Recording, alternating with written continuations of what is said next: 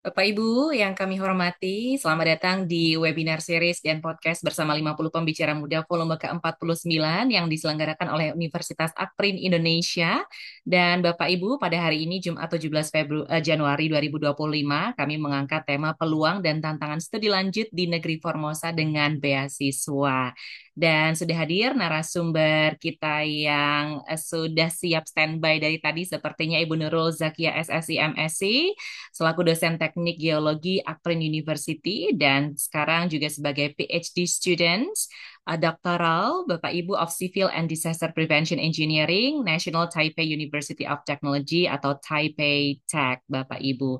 Dan mengapa kita mengangkat tema hari ini Bapak Ibu, karena studi lanjut di luar negeri memang menjadi banyak impian bagi banyak sekali mahasiswa di Indonesia, dan mereka ingin mengembangkan pengetahuan dan memperluas wawasan global pastinya. Dan Taiwan, Bapak Ibu, atau yang dikenal dengan nama Formosa ini telah menjadi salah satu tujuan utama bagi pelajar internasional karena reputasinya sebagai pusat pendidikan berkualitas tinggi pastinya. Dan fasilitas penelitian yang juga mutakhir, lingkungan multikultural, Bapak Ibu menjadi pertimbangan penting juga bagi mereka untuk nantinya melanjutkan studi ke sana. Banyak sekali juga, tapi Bapak Ibu mahasiswa yang masih merasa ragu karena kurangnya informasi mengenai peluang beasiswa, kemudian proses pendaftarannya seperti apa, dan juga tantangan-tantangan yang mungkin dihadapi selama studi di sana. Maka dari itu, Bapak Ibu, webinar kali ini diadakan untuk memberikan pemahaman yang komprehensif dan juga membekali Bapak Ibu ataupun adik-adik mahasiswa gitu ya dengan informasi penting terkait studi lanjut di Taiwan. Kami akan memberikan informasi mendalam mengenai peluang beasiswa yang tersedia Bapak Ibu untuk studi lanjut di Taiwan, termasuk bagaimana syaratnya, cara mendaftarnya. Nanti bisa ditanyakan langsung ke narasumber kita hari ini, Bapak Ibu. Juga kami ingin membekali Bapak Ibu dengan pemahaman tentang sistem pendidikan, budaya, dan juga kehidupan di Taiwan seperti apa. Apakah jauh berbeda dari Indonesia, apakah sama saja? Kemudian juga kami ingin membantu Bapak Ibu mengidentifikasi tantangan yang mungkin dihadapi selama proses studi dan bagaimana mengatasinya. Untuk webinar kali ini, Bapak Ibu akan berlangsung selama kurang lebih 90 menit, akan berakhir pukul 11 dengan durasi 45 menit presentasi dan 30 menit Q&A. Pertanyaan Bapak Ibu bisa dituliskan di kolom komentar. Kami tidak membuka pertanyaan via live cam, begitu. Kemudian link formulir kehadiran akan kami bagikan satu kali di akhir sesi setelah Q&A. Bapak Ibu. Dan juga Bapak Ibu silakan mengisi form kehadiran. Maka dari itu nanti secara otomatis Bapak Ibu akan menerima sertifikat yang dikirimkan melalui email Bapak Ibu masing-masing. Izin untuk mengenalkan narasumber kita hari ini, Bapak Ibu. Saya akan share begitu CV yang sangat menarik dari narasumber kita hari ini. Beliau yang sudah hadir di kesempatan hari ini, Bapak Ibu, merupakan berprestasi Akprin University yang kemarin sudah diunggah juga di Instagram ya, Bapak Ibu. Yang belum follow Instagram Akprin University, kami himbau untuk bisa follow akprin.official, Bapak Ibu. Beliau saat ini menjadi seorang PhD candidate, Bapak Ibu, di Taiwan begitu, dan juga masih aktif. Sepertinya Ibu juga untuk mengajar di Akprin University menjadi dosen favoritnya mahasiswa. Beliau mengenyam pendidikan S1 Fisika Bapak Ibu di Universitas Negeri Malang, kemudian program Magister atau S2 Ilmu Fisika atau Geofisika di Universitas Gajah Mada, dan saat ini di National Taipei University of Technology atau Taipei Tech Bapak Ibu sebagai PhD student ya. Dan beliau Ibu Nurul Zakia Bapak Ibu mengantongi segudang prestasi, salah tiganya nih Bapak Ibu sebagai dosen pembimbing tim peraih program pembinaan dan pemberdayaan desa P3D yang didanai Kementerian Pendidikan dan Kebudayaan, dan juga merupakan dosen pembimbing juara pertama Bapak Ibu atau pembimbing kemahasiswaan terbaik versi Akprin University di tahun 2022, dan juga MOE Taiwan Elite Scholarship Awardee Bapak Ibu yang saat ini beliau nyam ya. Dan untuk kegiatan di luar kampus beliau aktif mengikuti sebagai anggota Himpunan Ahli Geofisika Indonesia Bapak Ibu hingga sekarang, kemudian pengurus Himpunan Ahli Geofisika Indonesia Kanwil Yogyakarta, kemudian tim reviewer nasional PKM 5 bidang dan PKM GFK 2021 Bapak Ibu, reviewer jurnal Geoselbes, kemudian juga reviewer Indonesian Journal of Community Empowerment and Service, dan reviewer jurnal teknologi, pertambangan, dan geoscience. Mata kuliah yang beliau ampu Bapak Ibu Fisika satu, Geofisika Eksplorasi, Geologi Bawah Permukaan, Kewirausahaan, dan juga Geoentrepreneur Bapak Ibu ya.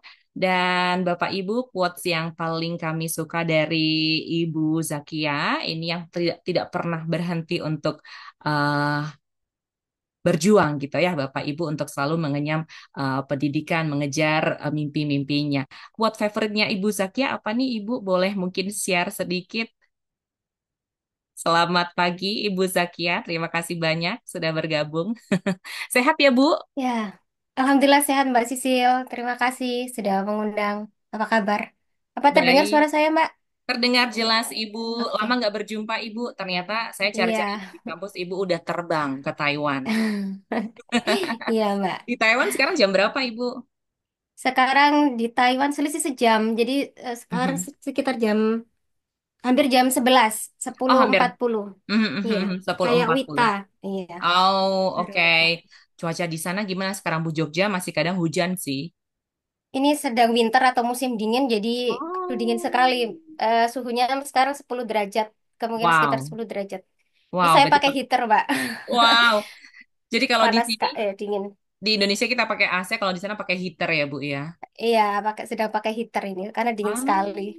Oke, seru sekali. Semoga kita semua bisa mengikuti jejak Ibu Nur Zakia, Bapak Ibu ya, Amin. bisa mengenyam pendidikan di tempat yang kita tuju nanti.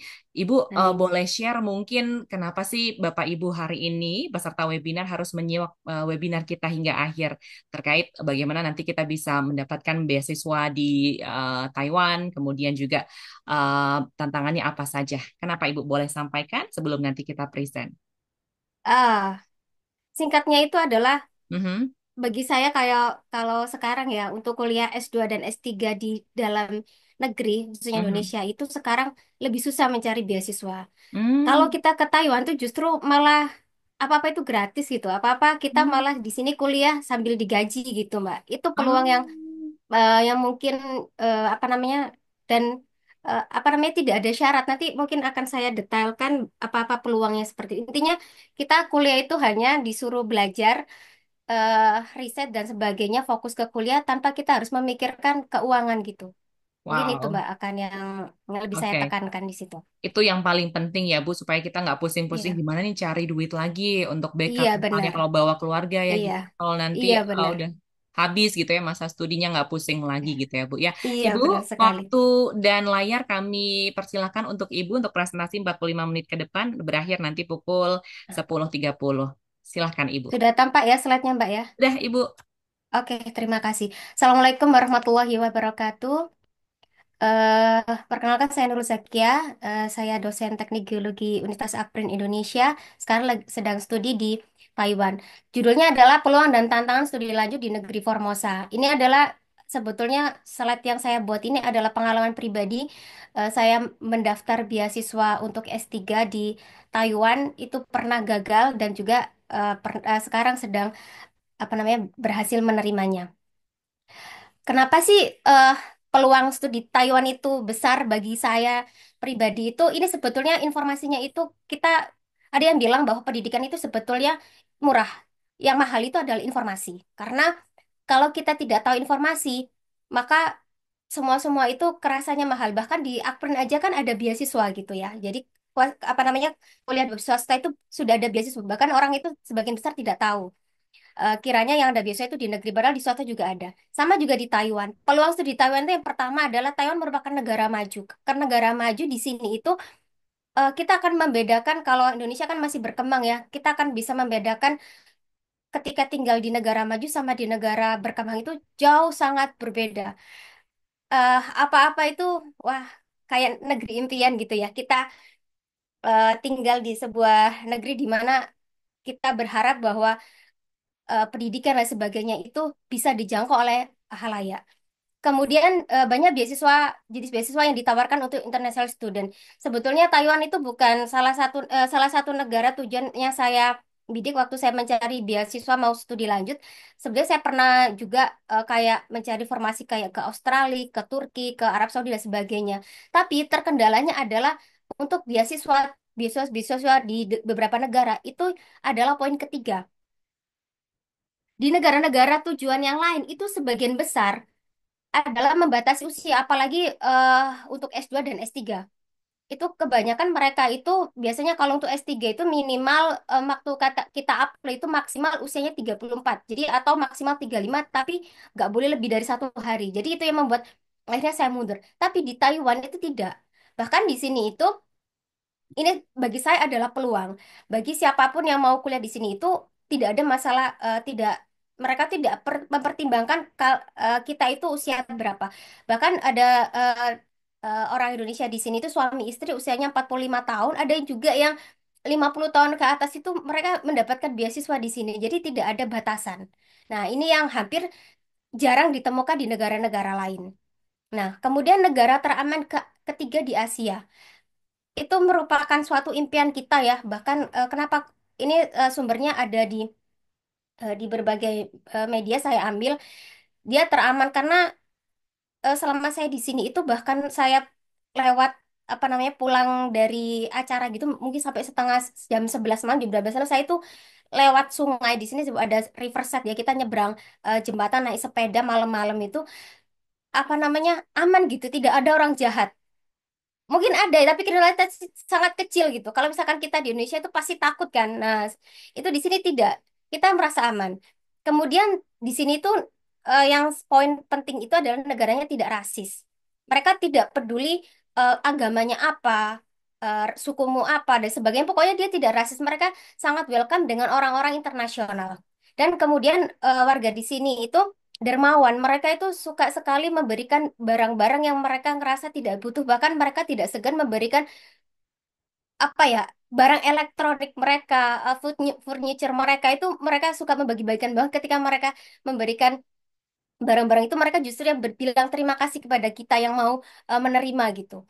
Bahkan juga mereka tidak segan memberikan barang-barang bermerek kayak seperti baju, tas, sepatu itu mereka barang-barang bermerek itu mereka itu tidak kayak tidak enak karena apa ya? Mungkin karena ekonominya mereka sudah mumpuni ya. Karena di sini itu UMR di Taiwan itu kalau dirupiahkan sekitar 13 juta per bulan. Jadi orangnya memang mampu-mampu.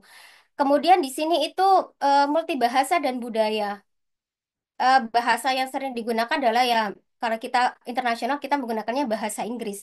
Tapi sebagian besar memang mereka orang Taiwan lebih suka kalau kita itu bisa berbahasa Mandarin atau berbahasa Cina ya. Nah, kemudian budaya-budayanya itu memang sangat berbeda dengan Indonesia, memiliki sedikit kemiripan karena di Indonesia juga banyak orang Chinese juga ya, jadi ada sedikit kemiripan. Tapi memang kalau misalkan budaya itu memang lebih beragam di Indonesia ya. Kemudian di sini peluangnya adalah kita bisa kuliah sambil bekerja dengan part-time ya. Kalau misalkan kita karena di sini juga ada PMI atau pekerja migran Indonesia itu sangat banyak sekitar 3 ribuan. Jadi kita mudah sekali menemukan orang Indonesia di Taiwan karena banyak sekali pekerja migran. Kalau kita pakai visanya itu visa pekerja, itu modal yang harus kita keluarkan itu sampai kalau saya tanya ya, itu sekitar 70 sampai 90 juta untuk bisa datang ke Taiwan. Tapi kalau kita pakai visanya visa student, kita itu keuntungannya ada dua. Kita bisa kuliah dan juga part-time kerja. Itu lebih mudah. Asalkan kita mempunyai izin. Nah, izin itu nanti namanya work permit. Itu bisa kita apply ya, sudah ada dan itu mudah didapatkan. Asalkan satu, pembimbing atau profesor kita mengizinkan. Gitu. Yang kedelapan, bisa mengajak keluarga. Karena seperti yang saya lakukan di sini itu saya mengajak keluarga karena saya sama suami juga studi, suami saya studi S2 ya kalau sama saya studi S2 dan saya membawa bayi waktu itu anak saya masih usia 1 tahun saya bawa ke sini jadi itu peluang-peluangnya ini yang kalau misalkan kita dan kalau kita lewat visa student itu biayanya itu relatif lebih murah jauh lebih murah daripada kita pakainya visa pekerja keuntungannya itu dua kalau kita kerja pakai visa kerja kita susah untuk kuliah tapi kalau kita kuliah bisa sambil kerja dan part time-nya itu di sini gajinya ya. Kalau misalkan kita part time itu per jam, kita dibayarnya per jam. Per jamnya itu sekitar 100 ribu. Jadi itu yang keuntungan-keuntungan bisa ke kuliah di apa namanya peluang studi di Taiwan. Namun ada tantangan ya ketika kita studi di sini banyak sekali juga kendala bahasa. Pertama itu bahasa Inggris mungkin ya. sebetulnya orang Indonesia itu hampir semuanya itu sebenarnya bisa bahasa Inggris. Yang membuat tidak kita ngerasa nggak pede itu adalah itu tadi kita tidak percaya diri dengan speaking kita. Mungkin kalau ngerjakan soal kalau Mbak Sisil sih, oh dosen bahasa Inggris ya, wes wes wes. Tapi kalau kayak saya itu kita bisa mengerjakan. Contohnya kita mengerjakan TOEFL apapun itu bisa ya. Tapi kalau untuk speaking kadang kita kurang percaya diri. Bahkan saya pertama kali datang ke sini itu mau ngomong bahasa Inggris tuh kayak apa namanya malu gitu ya. Karena sudah terbiasa kayak apa ya takut salah. Ternyata di sini tuh enggak. Kita itu sangat dimaklumi kalau kita bukan native speaker. Apa namanya? Terus kemudian mereka akan sangat apa namanya welcome banget kalau kita itu bisa berbahasa Mandarin. Jadi saya sekarang juga sambil belajar-belajar Mandarin sedikit-sedikit ya, khususnya kebutuhan saya untuk belanja ke pasar karena memang masyarakat lokal di sini mereka lebih menyukai orang-orang yang suka Mandarin. Jadi minimal kita bisa tawar-menawar dengan bahasa ekonomi yang simple gitu ya. Jadi saya belajarnya via YouTube aja yang murah meriah ya. Kemudian yang kedua tantangan adalah hampir semua yang kepingin kuliah beda ya beasiswa di dalam negeri maupun di kalau di luar negeri itu memang kita harus ada finansial yang cukup untuk berangkat berangkat studi itu ya. Karena kalau di sini karena beasiswa itu akan cair setelah kemungkinan sekitar 2 sampai 3 bulan ketika kita stay di sini. Jadi untuk bertahan selama 3 bulan itu mau tidak mau kita harus backing pakai dana pribadi terlebih dahulu. Tapi kalau sudah cair itu kan bisa dirapel ya. Itu kayak mengembalikan tabungan kita yang apa namanya yang kita gunakan selama bertahan 3 bulan itu. Jadi ini kemarin kendala saya pernah gagal eh, waktu apply beasiswa yang pertama tahun 2021 itu karena kekurangan keuangan karena memang ada syaratnya di apa namanya di pendaftaran. Kemudian adaptasi lingkungan lintas negara ini memang agak beda ya. Kita biasanya di Jogja atau kita di Indonesia itu kita tidak terbiasa jalan kaki ya. Tapi di sini tuh orang-orang itu lansia kita bisa temukan lansia usia 70 sampai 80 tahun tuh kita bisa temukan mereka jalan kaki, naik sepeda, di bus, di MRT, mereka tuh masih sehat. Mereka masih kuat. Pertama kali saya datang ke sini tuh pegel-pegel semua ya, apalagi wah pokoknya kebiasaannya Indonesia itu sekarang apa namanya sudah tidak bisa dipakai karena kita tidak memiliki kendaraan pribadi dan kendaraan pribadi di sini itu sangat dibatasi karena dibatasinya secara pribadi ya karena di sini itu untuk parkir itu mahal sekali. Jadi kita lebih baik menggunakan transportasi umum. Yang kedua, shock culture itu tentu saja ya banyak sekali ya. Ini banyak sekali yang membuat kita heran. Yang membuat kita heran itu secara pribadi ya, kayak misalkan kita sekarang lagi mendengarkan berita-berita yang tentang mohon maaf tentang polisi ya. Tapi kalau tentang yang wah banyak sekali image-image seperti itu. Tapi di sini itu hal sepele itu polisi itu kalau misalkan kita laporin mereka itu langsung datang. Itu saya pertama itu kaget gitu. Polisi kita lapor, kita telepon, Pak, misalkan di sini ada tetangga saya mengganggu gitu. Mereka itu dalam waktu beberapa menit langsung datang menangani apa namanya langsung ke orang yang bersangkutan, mereka mengatasi masalah tanpa tahu siapa yang melapor, kayak gitu. Tidak perlu seperti itu. Toh sama juga dengan kesehatan ya, orang-orang kesehatan sama mereka ambulan itu kalau kita misalkan telepon panggil 5 sampai 10 menit itu mereka datang. Itu yang mungkin wah impian kita semua ya kalau misalkan seperti itu impian kita semua. Kemudian bagi yang muslim itu di sini minim makanan halal. Jadi makanya kita eh, masak sendiri ya. Tapi kita juga kalau misalkan mau makan daging itu kita sudah ada marketnya sendiri yang menyediakan memang makanan-makanan halal. Jadi kalau misalkan kita nggak masak itu di sini mahal juga. Yang kedua, yang berikutnya adalah biaya hidup tinggi. Tentu saja ya. Tapi kalau di range kan sama tinggal di Indonesia itu memang kalau kita range memang biaya hidup tinggi itu memang dikarenakan penghasilan. Misalkan di Jogja UMR-nya 2 juta ya. Tapi misal harga berasnya sekilo misalkan 15.000. Terakhir saya di Jogja itu kan 15.000 ya. 2 juta didapatkan selama 1 bulan. Sedangkan di sini kalau misalkan kita misalkan kerja part time, itu misalkan kita kerja selama 10 jam aja kita bisa mendapatkan 1 juta ya. Kita bisa untuk membeli kehidupan dan semuanya yang membiayai kehidupan kita sendiri di sini. Kemudian cuaca ekstrim. Yaitu karena kita terbiasa hanya musim kemarau dan musim hujan. Di sini kita mengalami 4 musim dan kebetulan pas saya datang itu pernah terjadi 2 kali taifun. Taifun itu kayak kayak kayak tornado tapi lebih kecil. Itu kita sampai diliburkan secara nasional di sini itu mitigasi bencananya itu sangat bagus. Salah satu tujuan saya memang kenapa saya mengambil jurusan yang berhubungan dengan mitigasi bencana karena di sini benar-benar mitigasi bencana itu diprioritaskan menjadi bagian program dari pemerintah. Bahkan ada eh, apa ya perkiraan cuaca ataupun kebencanaan itu mereka langsung meliburkan secara nasional. Tidak diperbolehkan kita itu keluar karena memang membahayakan. Kemarin itu sekitar bulan November itu taifun terbesar yang terjadi di Taiwan itu sampai apa namanya pohon beringin itu jebol kayak kayak apa namanya kayak dicabut itu sampai akar-akarnya itu tumbang. Tapi uniknya di sini itu hampir tidak ada gedung-gedung yang roboh. Bayangkan saking besarnya angin, kecepatan angin itu seratusan kilometer per jam. Itu kita mendengar itu kayak blower ya, itu mengerikan sekali ya. Kayak kita itu apa namanya mendengar wuh itu dari pagi sampai malam, hampir 24 jam nonstop. Kita tidak diperkenankan keluar sama pemerintah. Semua kuliah diliburkan, pekerjaan itu diliburkan kecuali pekerjaan yang krusial. Sekarang kayak cuaca ekstrim sekarang itu yaitu sekarang suhunya sekitar 10 derajat Celcius ya. Kalau misalkan musim dingin, tapi kalau musim panas itu bisa sampai 38-40 derajat. Jadinya wah ini kadang membuat kita harus menjaga kesehatan gitu ya.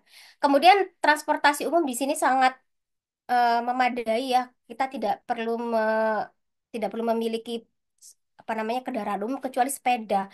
Sepeda di sini tuh sepeda motor di sini tuh sangat penting ya di sini. Tapi kalau misalkan tidak punya, eh, ada disediakan oleh pemerintah. Nah, poin utama di sini adalah bagaimana cara mencari informasi beasiswa. Seringkali para pemburu beasiswa itu tidak tahu gimana sih aku tuh pengen kuliah itu pengalaman pribadi ya. Kenapa saya tuh kepingin kuliah di negara X. Gimana cara mencari jurusan yang saya inginkan? Sebetulnya saya tuh mencari jurusan geofisika ya sesuai dengan S2 saya, tapi di Taiwan itu tidak gamblang itu geofisika itu ada. Ternyata geofisika itu atau geologi ya, karena saya fokusnya di kebumian, maka saya mencari jurusan-jurusan yang mendekati kebumian. Itu agak susah. Dan saya lakukan adalah pertama itu adalah saya datang ke pameran pendidikan dan mengambil brosurnya. Waktu itu diadakan oleh TEC UMY Jogja ya, sekitar bulan apa itu. Mereka ngadakan itu pameran pendidikan saya datang dan itu saya ngambilin brosur-brosurnya. Lebih enak daripada kita online ya itu jelas brosurnya. Itu kita bisa memilih oh ini kampus ini yang ada jurusan yang kita inginkan. Itu kemudian mereka juga lengkap gitu menginformasikan beasiswa yang ditawarkan dan sebagainya. Itu yang pernah saya lakukan adalah waktu itu mengumpul apa namanya datang ke pameran pendidikan khusus Taiwan ya dan mengambil brosurnya. Kemudian yang kedua datang ke TEC ini khusus di Taiwan ya tentang Taiwan ya datang ke TEC di UMY Yogyakarta atau ke Surabaya. Kalau tidak memungkinkan mungkin bisa follow Instagram mereka Teto TEC gitu ya. Ada kok. Mereka selalu menginformasikan tentang kampus-kampus mana yang sudah buka. Kayak sekarang ini sedang bukaan kampus-kampus apa namanya dari bulan Januari sampai kemungkinan biasanya April. Saya juga kemarin mengaplikasinya itu sekitar April, tergantung kampusnya. Kemudian itu ya ikuti sosmed yang memberikan info studi khusus di beasiswa di Taiwan. Saya mengikuti supaya apa? Supaya kita itu update dan tahu apa yang harus kita lakukan. Nah, kemudian kalau dari itu kita misalkan kita buka website, kemudian buka website MOE itu Minister of Education dan atau kalau misalkan kalau karena saya informasinya ada di brosur ini ya, ada websitenya, saya buka-buka. Oh, di sini ada nggak jurusannya? Ketika ada jurusannya yang saya impikan yang mendekati dengan apa namanya keinginan saya, maka saya mengapply di jurusan tersebut. Nah, kebetulan di situ ada beasiswa karena di brosur itu lengkap. Itu dia menyediakan beasiswa untuk buka untuk S1, S2 atau S3. Kadang dia ada di S2 tapi di S3 dia tidak ready gitu atau sebaliknya.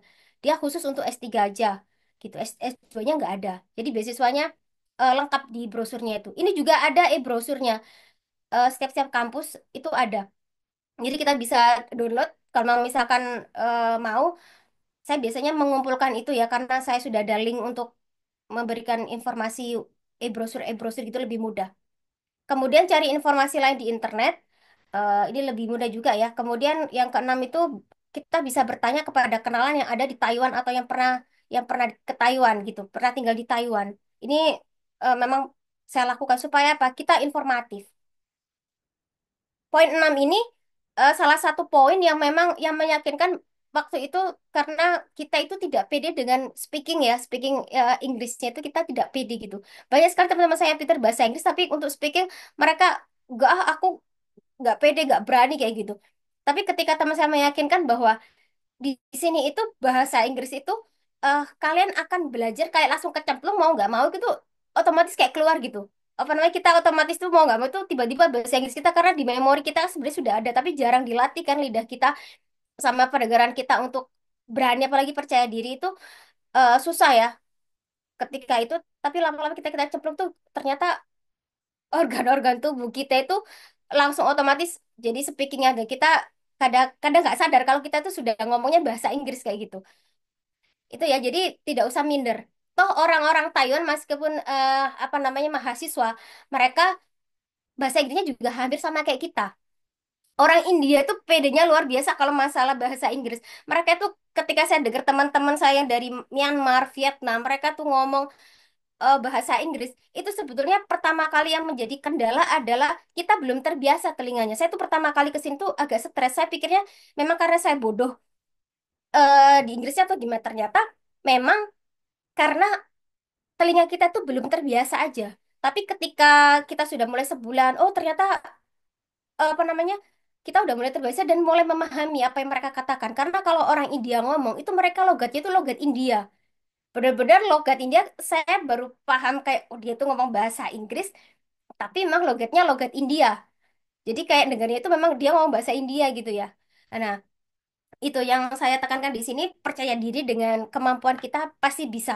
Karena orang mahasiswa Taiwan di sini yang apa namanya kuliah juga itu mereka juga bahasa Inggrisnya speakingnya kayak kita, tapi mereka itu apa namanya percaya diri dan mereka tuh terus mencoba tanpa ada malu di sini tuh. Kita tidak akan pernah dibully hanya karena bahasa Inggris kita itu jelek atau mungkin spellingnya kurang atau apa namanya conversationnya itu kurang dan sebagainya. Tidak ada orang yang membuli, kamu ngomongnya kurang S, kamu ngomongnya itu gak ada di sini. Yang penting mereka paham apa yang kita komunikasikan karena mereka sama. Itu ya, ini aja yang saya tekankan. Kemudian jenis-jenis beasiswa itu banyak sekali. Ini bisa dicoba ya, ada beberapa banyak sekali dan ini saya tidak bisa apa namanya mencakup semuanya karena ini keterbatasan informasi juga karena di sini saya masih 4 bulan ya. Tapi beasiswa itu yang saya tahu ada beasiswa kementerian. Kementerian ini ada berbagai macam kementerian ya. Ada Kementerian Pendidikan, ada kayak kalau di Indonesia tuh kayak riset gitu ya, kayak BRIN dan sebagainya. Bisa kita coba nanti ada websitenya. Kemudian yang kedua itu yang paling mudah kita coba itu sebetulnya beasiswa kampus. Jadi setiap kampus negeri yang ada di Taiwan itu menyediakan beasiswa untuk mahasiswa internasional. S2 atau S3. S2 atau S3 kita apa namanya ada gitu. S1 ada nggak? Ada, tapi kalau misalkan kita S1 di Taiwan kayaknya akan berat di itu ya. Karena kebanyakan kalau misalkan S1 di Taiwan itu kita tidak dapat gaji. Yang dapat gaji itu khusus untuk mahasiswa S2 dan S3. Di sini beasiswa kampus itu artinya yang memberikan beasiswa itu adalah kampus yang kita tuju. Misalkan kayak saya itu mendaftarnya di Taipei Tech. Nah, saya buka brosurnya Taipei Tech. Kemudian eh, di situ menawarkan ya, kita kan istilahnya berkompetisi ya di sini itu, berkompetisi dengan pendaftar yang lain dari negara-negara yang lain. Makanya nanti kita akan tahu nanti kita dapatnya beasiswa apa. Full, parsial, atau apa namanya? Kalau full itu berarti kita bebas SPP dan apa namanya? Kita dapat gaji. Di stipend itu kita dapat gaji. Kalau parsial biasanya dia itu cuma bebas SPP tapi kita tidak dapat gaji atau kadang SPP-nya kita bayar setengah. Kalau saya sarankan itu kita tidak mengambil yang parsial ya karena apa namanya berat juga hidup untuk karena SPP-nya mahal sekali. SPP saya itu kalau dirupiahkan tuh sekitar 32 jutaan per semesternya. Itu yang S3, yang S2 ya hampir sama. Jadi kalau misalkan kita parsial, kalau misalkan setengahnya kita bayar sendiri, wah eman-eman banget. Karena ada di sini tuh, saya baru tahu ada mahasiswa S2, kalau nggak salah alumni UMY, saya ketemu waktu pengajian, ternyata dia tuh ngambilnya yang parsial. Jadi dia itu biaya hidupnya itu orang tuanya masih ngirim dan saya tidak akan menyarankan seperti itu. Karena banyak sekali kampus-kampus yang masih menawarkan untuk kita dapat gaji. Jadi kita fokus kuliah sambil kita juga dapat gaji. Nanti besarannya tergantung kemampuan kampus itu sendiri. Kemudian yang ketiga adalah beasiswa profesor. Kalau beasiswa profesor ini jadi setiap profesor di sini itu mereka tuh menang kayak bertanggung jawab atas mahasiswa bimbingannya gitu. Jadi tidak semua profesor itu kadang mau menerima mahasiswa bimbingan. Jadi mereka tuh karena menyesuaikan keterbatasan, karena mereka kan juga punya bimbingan mahasiswa lokal ya. Jadi tidak semua, tapi kalau profesor memiliki dana besar, mereka akan apa namanya eh mau menerima apa namanya mau memberikan kita beasiswa. Peran profesor di sini tuh sangat krusial ya karena apa namanya dan saya kagumnya juga profesor-profesor di sini itu mereka itu memikirkan sampai apalagi mahasiswa ke mahasiswa internasional mereka itu sampai memikirkan bagaimana kita bisa bertahan hidup di Taiwan. Maksudnya seperti contohnya itu ketika kita ditanya karena kalau misalkan kita single kita bisa tinggal di dorm atau di asrama. Kalau di asrama itu kan biaya hidupnya lebih murah karena asrama itu per bulan sekitar 1 juta ya per bulan ya. Tapi kalau kita tinggal di luar asrama itu biaya apartemen itu bisa 6 sampai 10 juta per bulannya. Nah, profesor itu sampai memikirkan bagaimana kamu tinggal di situ. Akhirnya dengan berbagai pertimbangan mereka kadang memberikan beasiswa. Beasiswa mereka dengan nggak tahu itu uang pribadi atau uang apa, pokoknya profesor itu memberikan setiap bulan itu kita juga uang, yaitu bisa kalau saya nyebutnya beasiswa profesor. Kemudian beasiswa lainnya banyak juga ya, kayak misalkan kadang ada yang OIA kita nyebutnya OIA itu Official International Affair. Jadi yang mengurusin kemahasiswaan internasional mereka itu kadang juga memberi beasiswa juga. Entah mereka memberinya 1 juta atau 2 juta, tapi eh, lumayan ya. Jadi ada kadang satu mahasiswa itu bisa menerima 3 beasiswa. Tapi biasanya di sini tuh dia tidak menerima beasiswa kementerian. Dia biasanya menerima beasiswa kampus dari profesor dapat juga dari kalau misalkan kayak di Akun tuh mungkin kayak BAA ya. Itu dia ngasih khusus mahasiswa internasional kayak gitu. Jadi satu orang bisa terima 3 beasiswa dengan besaran yang sesuai kemampuan mereka. Begitu ya, ini peluangnya. Silakan mau mencoba yang di mana, tapi yakinkan dulu nanti taunya kita dapat beasiswa full atau parsial itu dari mana? Ketika pengumuman. Pengumuman kita itu nanti di kalau misalkan dapatnya parsial, mending gak diambil. Mending gak diambil karena ya itu tadi kita nyoba aja lah yang lain gitu di kampus yang lain yang kira-kira memberikan kita kenyamanan ya setidaknya kalau saya berprinsip bahwa ketika kita kuliah di luar negeri itu uang pribadi kita itu tidak keikut gitu jadi memang bisa di cover oleh eh, apa namanya beasiswa kita tapi memang di sini tidak bisa tidak mengcover kayak apa ya dokumen sama perjalanan ya itu di luar itu jadi itu memang memang kita harus apa namanya membiayai diri sendiri. Jadi kebetulan pas saya berangkat ke Taiwan itu dapat dapat tiket pesawat itu lumayan murah ya. Jadi eh, Taiwan Taiwan namanya itu Starlux pesawatnya itu Indonesia Jakarta ke Taipei itu Jakarta ke Taiwan itu saya dapatnya satu orang itu 1,8 bahkan lebih murah kalau kita eh, mungkin ke Indonesia Timur ya mungkin itu udah 2 jutaan mungkin ya. Kalau balas saya ketahui itu kemarin dapatnya 1,8. Kalaupun ada yang paling murah itu adalah 1,4 juta, itu dia transit. Biasanya transit ke Malaysia, ke Vietnam atau ke Singapura dan itu lama. Tapi kemarin saya dapatnya alhamdulillah dapat yang murah apa namanya? Rezeki juga ya. Dan itu tidak transit, jadi langsung. Kemudian ini contoh eh beasiswa kementerian ya. Ini di website ada, ini mungkin bisa nanti dicari ya di Taiwan Scholarship atau klik aja moe.gov gitu. Nanti muncul ini ada sebentar ini heaternya kepanas. Ini contohnya ada MOE ya, Ministry of Education. Saya dapatnya beasiswa yang ini, MOE yang di sini. Ini syaratnya lengkap. Diklik sini nanti ada PDF-PDF yang bisa kita download, kita baca. Ini saya tidak mencoba, tidak pernah mencoba kayak ini ya. Dan di sini tuh beasiswanya itu khusus oleh untuk negara-negara tertentu. Jadi di sini orang China daratan, Hong Kong, Makau dan sebagainya itu tidak diperbolehkan daftar. Tapi orang Indonesia masuk di dalam kategori. Jadi kita bisa mencoba itu karena kalau MOE itu lumayan besar ya. lumayan lumayan maksudnya lumayan besar untuk selama kita studi di sini. Kemudian ini contoh ya, bisa dicoba nanti baca-baca sendiri. Kemudian kalau ini beasiswa kampus. Beasiswa kampus itu kita klik linknya, saya biasanya dapatnya dari brosur itu kita biasanya kan OIA dot, nah singkatan kampusnya kayak misalkan di kampus saya itu oia.ntut.edu.tw kayak gitu. Nanti kita masuk di linknya seperti ini ada scholarship. Kita download di sini aja scholarshipnya. Kita nanti paling buat akun dan sebagainya. Ini contoh beasiswa kampus ya. Kalau ini biasanya kalau di kampus saya itu ini ada di LOE-nya. Di sini jelas ini beasiswanya periodenya itu setahun karena memang ada perpanjangan dan ada syaratnya supaya diperpanjang. Tentu saja berhubungan dengan nilai kita ya. Dan sini tapi kalau misalkan udah memenuhi syarat, otomatis diperpanjang nanti. Ini jelas tuition waiver, jadi kita itu bebas SPP ya. Jadi SPP itu ini sekitar 120.000 itu berarti sekitar 60 juta kita dibebaskan SPP selama 1 semester. Jadi SPP-nya itu 66 sekitar 60 juta untuk 2 semester ya. Semester satu semester 2 sekitar 30 jutaan. Kemudian di ini adalah stipend. Stipend itu gaji per bulan. Nah, gaji per bulannya ini berarti ini sekitar 6 jutaan ya per bulannya. Nah, ini apa namanya? Kalau menurut saya cukup ya.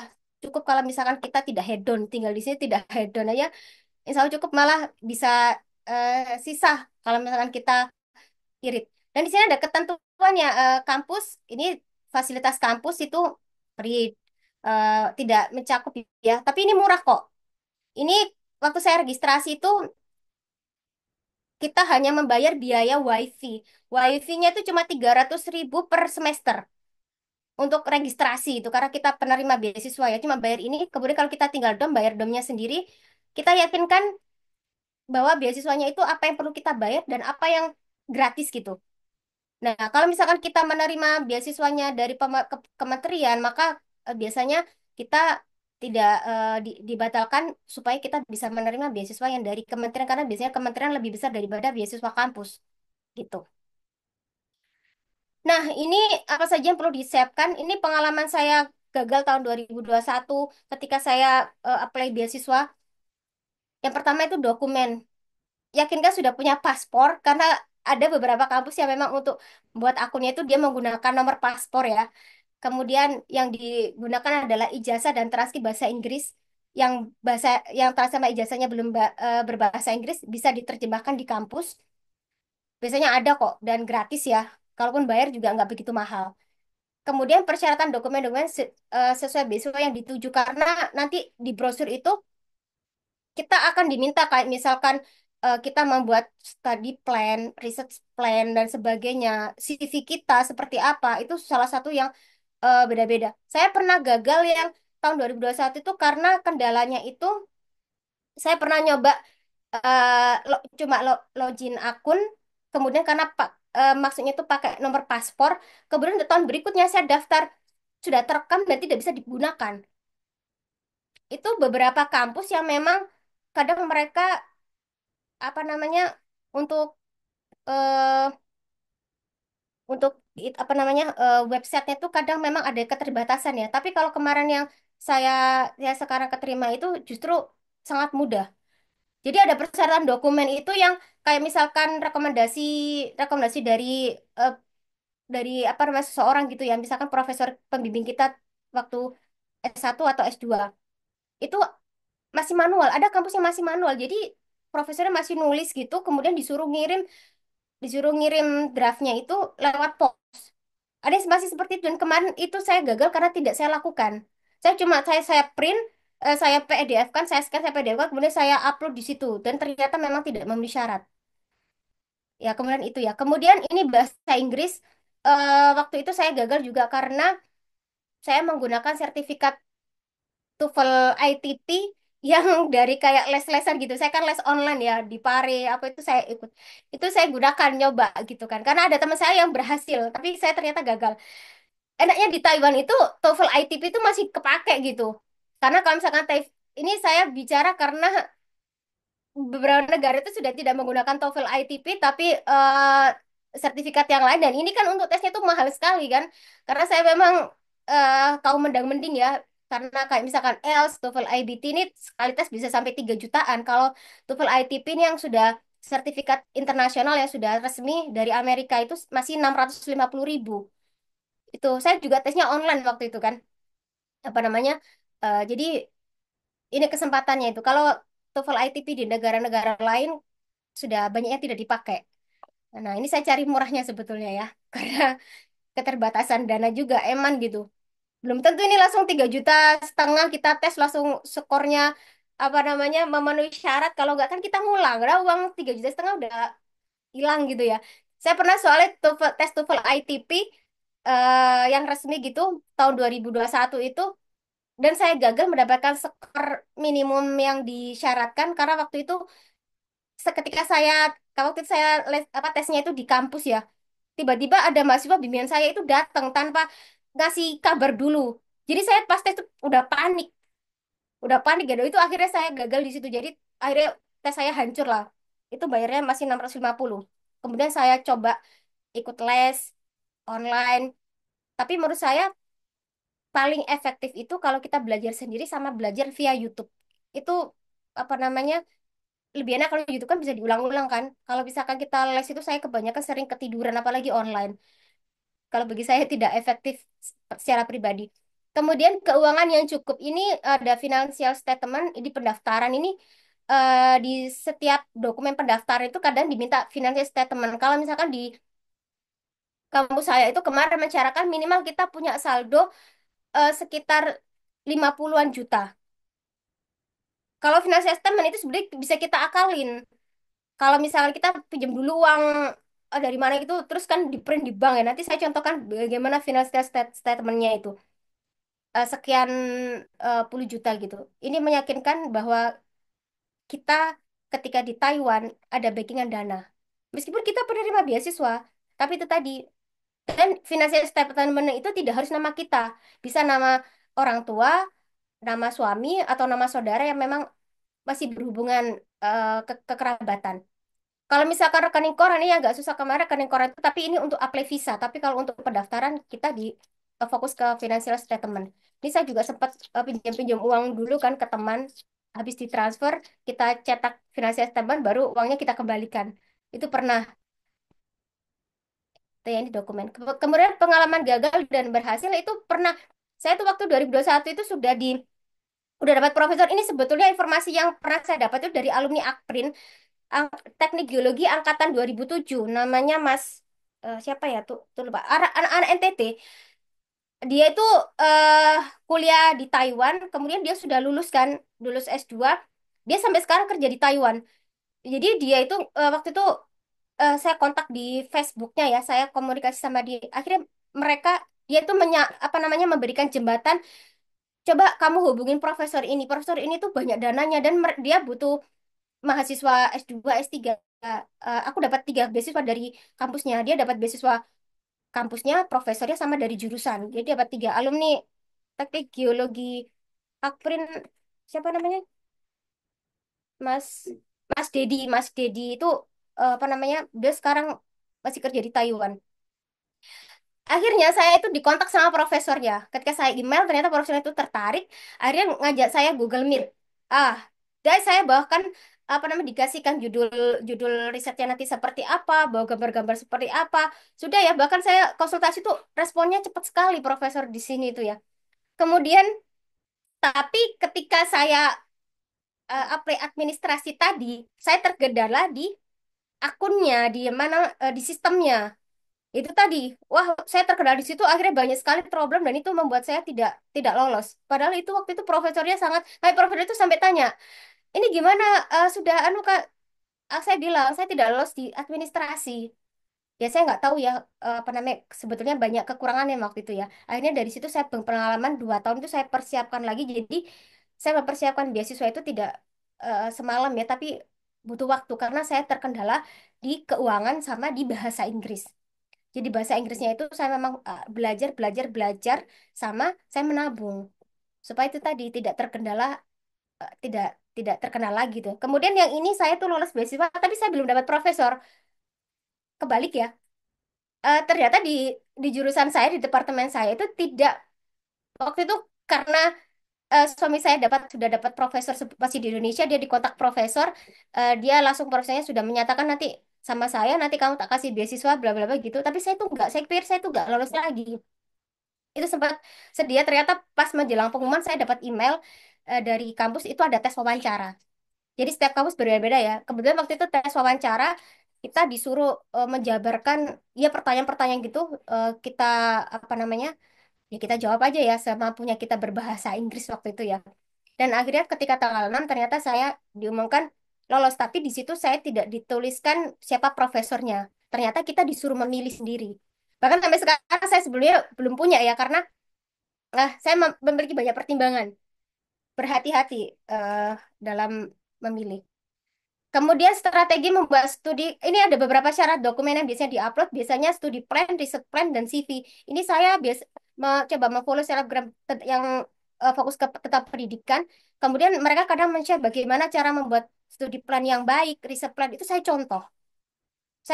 Saya bedakan ketika saya gagal, padahal saya itu ikut eh, kursus ya kayak apa namanya, yang bimbing untuk studi beasiswa, ternyata CV yang mereka contohkan itu justru CV-CV yang jelek.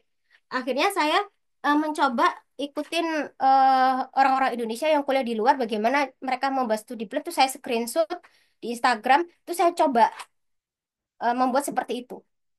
Kemudian tiru dan sesuaikan dengan data pribadi tentu saja ya, ini ya. Ini strategi saya. Nah, ini contoh financial statement. Ini karena kemarin juga ada yang eh, konsultasi sama saya, anak Medan. Kita ketemunya di grup pengurusan visa ya. Dia tanya-tanya, akhirnya saya mencontohkan financial statement yang baik seperti ini. Bukan yang baik ya, ini supaya bisa digunakan di beberapa, jadi bisa mengapply beberapa beasiswa di beberapa kampus. Karena beberapa bank itu mereka memilih untuk menyatakan kamu tujuannya ke kampus mana. Jadi kalau misalkan kita apply ke kampus tujuan, misalkan kampus Taipei Tech, jadi financial statement yang ini kita tidak bisa pakai untuk mendaftar di kampus yang lain. Kalau seperti ini dia langsung live ke TETO ya, Taipei Economic and Trade Office. Nanti berapa itu kita bisa upload untuk di beberapa pendaftaran. Jadinya enak gitu, karena untuk financial statement ini kita bayarnya 50.000 sekali sekali cetak. Kalau di Mandiri ya, ini sekali cetak. Dan ini memang eh, kalau bisa dikurskan. Karena memang kemarin itu minimal sekitar 50 jutaan, saya ini standar, dan kita dikurskan ke Taiwan ya, Taiwan dolarnya. Kursnya waktu itu sekian, jadi tabungan saya kemungkinan sekian, sekitar 100 ribuan lebih. Jadi sudah memenuhi syarat untuk melakukan pendaftaran, karena disyaratkan itu minimal 100 ribu kan. Nah ini, kalau bisa memang ya lebih gitu ya. Kalau kurang itu saya sebelum itu memang kurang. Udah nggak ada pinjaman lagi, akhirnya gagal. Dan di sini transportasi publik yang sudah ada itu, ini adalah U-Bike. Ya, ini U-Bike yang kita bisa sewa sekali pakai itu sekitar 2.500. Ini kalau di Taipei ya. Kalau saya di luar Taipei saya tidak tahu, karena saya tinggalnya di Taipei, di ibu kotanya, maka transportasinya itu terintegrasi sangat bagus. Kita hanya pakai KTM. Kita nggak ngisi saldo, tinggal tap tap tap, kita bisa ini. Kalau saya ke kampus tuh naik bus. Busnya ini bisa dibayangkan ya, bus di Taipei aja itu ada ribuan bus. Dan itu anehnya itu tidak pernah macet. Lampu merah itu jaraknya itu hanya sekitar 200 meter tuh, lampu merah lagi, lampu merah lagi. Dan itu busnya ini ada ribuan bus, tapi kita karena apa? Karena kereta apinya udah di bawah tanah semua, MRT-nya. Jadinya kita mau pakai yang mana terserah. Ini ada U-Bike. Kalau saya ke kampus itu jalan kaki ke stasiun sepeda, untuk menuju ke halte terdekat, halte yang mau menuju ke kampus saya naik bus. Ini nomornya sesuai dengan tujuan. Kemudian baru kita, atau kita naik MRT. Ini supaya apa namanya, kita tinggal ada pilihan. Oke, mungkin itu saja Mbak Sisil, mungkin bisa eh, hanya itu saja yang bisa saya sampaikan Mbak Sisil. Mungkin ada yang mau diskusi. Wow, luar biasa sekali. Kita berikan tepuk tangan yang meriah, Bapak Ibu. Kasih reaction tepuk tangan untuk presentasi Terima yang luar kasih. biasa sekali. Memberikan pengalaman, menyampaikan juga tips and triknya seperti apa. Tadi saya terkesima banget gimana ya nanti ketika misalnya one day kita beneran akan studi ke luar negeri kan tantangannya banyak banget. Tadi Ibu sudah sampaikan sih Mm-mm, ternyata tangguh sekali untuk bisa apa namanya face the challenge mau dari itu culture shock, kemudian financial, kemudian family mm-mm. matters, semuanya sudah bisa termasuk juga penguasaan bahasa Inggris. Kenapa dulu nggak les sama saya aja ya, Bu? Iya, nggak tahu ya, Mbak Sisil. Iya, saya malah online ya, Mbak ya. Oke, Ibu, ternyata sudah banyak banget pertanyaan yang muncul. Kalau saya pribadi sih, tadi sedikit banyak sudah dapat insight juga dari Ibu ya. Jadi nggak perlu tanya-tanya lagi, Mm-mm, tapi kita langsung akan bahas karena banyak banget pertanyaan. Kita dibatasi 30 menit. Ibu, pertanyaan pertama dari Ibu Eni. Izin Bu, pendidikan di Taiwan kan cukup kompetitif. Bagaimana mm-mm, mahasiswa Indonesia bisa tetap unggul, terutama jika datang mm-mm. dengan latar belakang pendidikan yang tidak selalu sebanding dengan mahasiswa lokal, Ibu? Silahkan. Oh, bagi saya itu sebetulnya hanya penilaian kita ya. Itu yang saya alami. Jadi saya cerita pribadi karena saya udah mengalami ya. Awal saya juga insecure ya dengan takut di kelas itu ada mahasiswa internasional lain.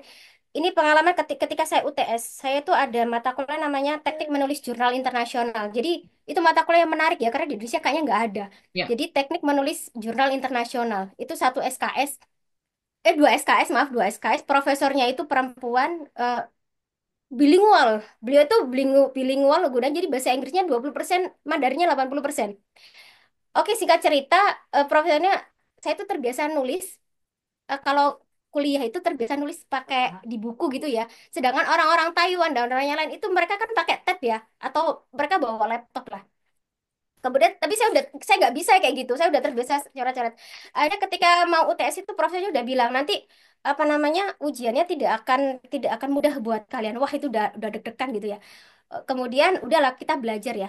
Di menjelang UTS dia bilang open book, no gadget. Wah itu saya terselamatkan itu. Jadi teman-teman saya itu pada nggak bisa buka gadget. Kalau saya kan catatan saya adalah buku ya, pegangan buku tulis gitu. Tapi mereka kan bisa ngeprint ngeprint PPT-nya boleh kita lihat PPT. Tapi catatan-catatan yang ada di papan tulis waktu profesor itu kan mereka nggak punya. Dan singkat cerita pas saya mau UTS itu apesnya saya itu nyasar. Saya itu salah naik bis. Saya itu ingatnya bis itu tuh biasanya saya pakai itu ini menuju masjid. Kadang masjid kan ada searah dengan kampus saya ya. Saya itu salah naik yang jurusan ke masjid. Itu harusnya belok kanan, itu malah lurus. Akhirnya saya tuh terlambat. Saya tuh naik sepeda, untungnya ada sepeda. Saya naik sepeda sekitar 2 kilo, terlambatnya setengah jam. Wah, udah panik, udah gak karu-karuan lah. Mana profesornya udah bilang ini tidak akan pernah mudah.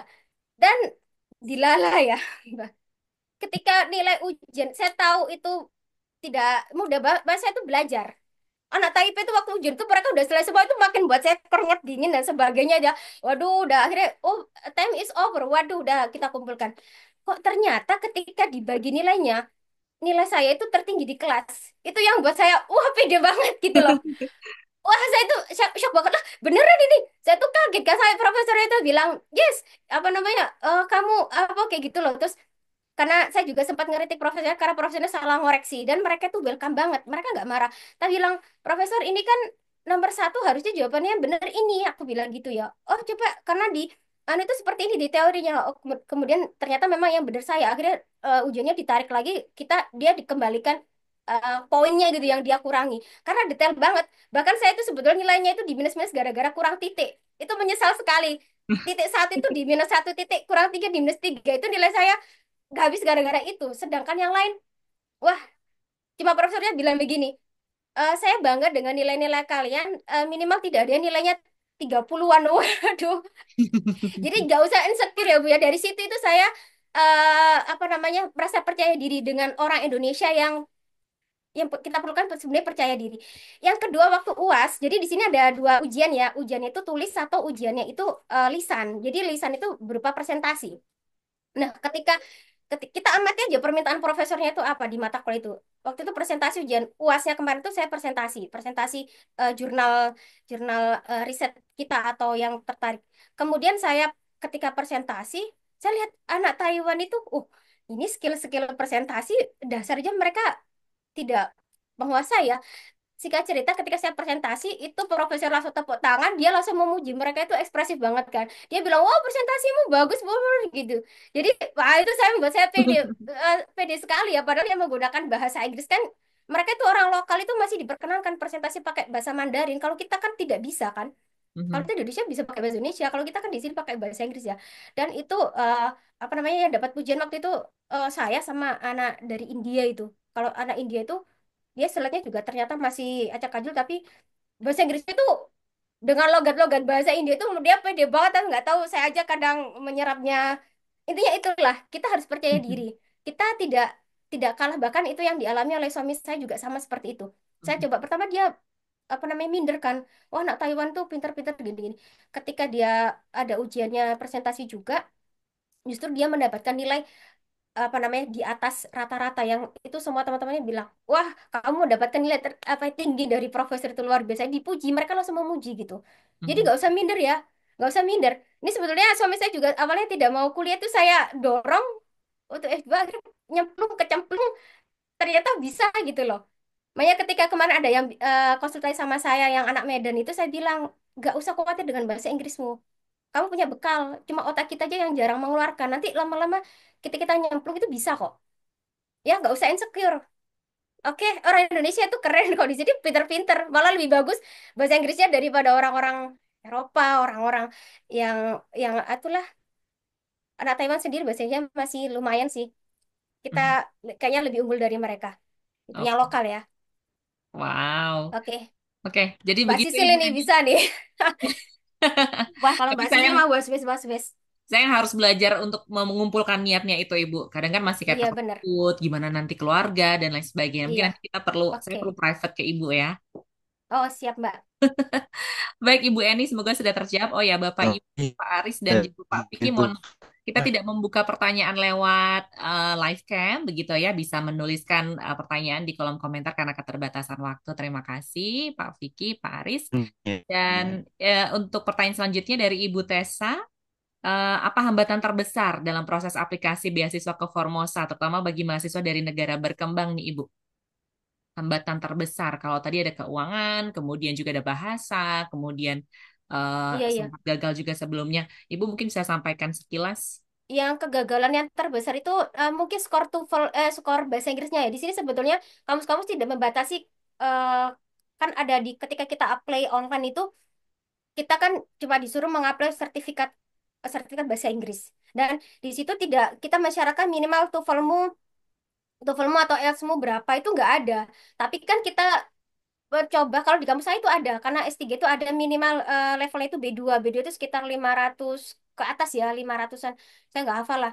Itu ada. Tapi kita coba aja, karena teman saya itu ada yang beruntung dia 500 lebih dikit aja keterima, mungkin karena mungkin pendaftar lain mungkin skornya lebih rendah. Kan kita tidak pernah tahu kan.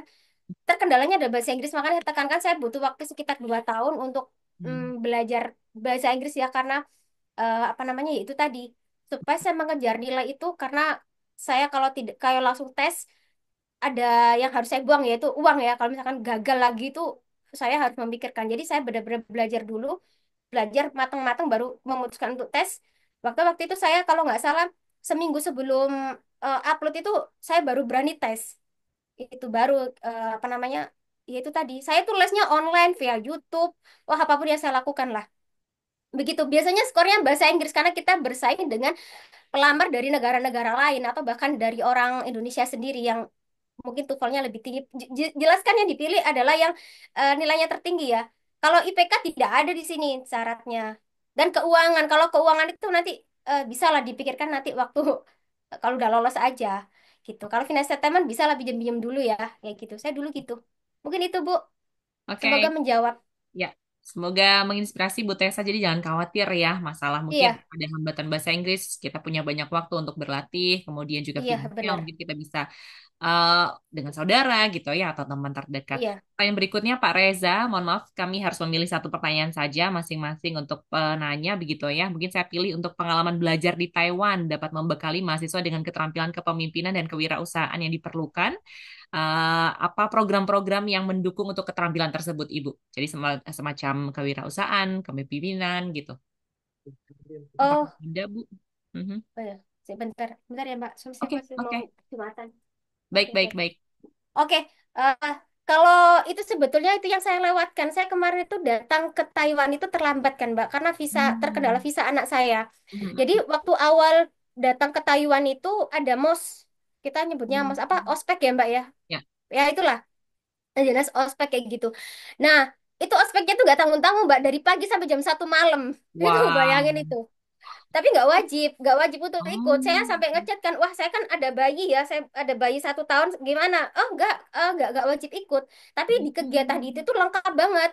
Dari kepemimpinan Hmm. apa dan itu yang saya lewatkan. Mohon maaf Bu ya, saya Hmm. tidak dapat informasi itu, tapi saya mendapatkan PDF-nya aja banyak sekali itu. Kita Hmm. dikenalkan lingkungan kampus Taiwan, bahkan mereka itu di sini tuh sangat apa ya sama orang internasional itu mereka itu welcome banget. Hmm. Di sini saya bilang itu tidak rasis ya. Kalau kata teman saya kayak di Korea itu rasis, apalagi dengan orang Asia Tenggara itu biasanya rasis. Kalau di Taiwan itu tidak. Apalagi kalau misalkan kita kayak saya itu ketika ketemu di apa namanya di pasar gitu kan, tahu saya berjilbab, tahu Muslim, ah, ya Muslim, yes, saya Muslim dia gitu. Oh good, dia bilang gitu. Ah ini Ran itu artinya kamu orang Indonesia, yes, yes, I orang Indonesia. Dia mereka nyapa orang kayak gitu. Tapi kalau di kampus itu bahkan mereka siap membantu kita bahkan karena saya terlambat, ternyata di kuliah pertama itu saya belum bisa ikut. Ada tugas-tugas yang dia ditugaskan di minggu pertama. Tapi ketika saya tidak tahu, akhirnya ada anak-anak Taiwan itu yang mendekati saya, dibilang ada tugas, kamu kayaknya belum tahu. Mereka tuh membantu sekali, begitu. Baik, baik kok orang di sini tuh baik banget. Baik, kita seperti itulah baik. Tapi kalau untuk yang formasi kampus yang pembekalan pasti ada. Tapi saya kelewatan waktu itu karena saya terlambat datang ke Taiwan. Mohon maaf ya Bu ya, Oke. pasti ada. Ya.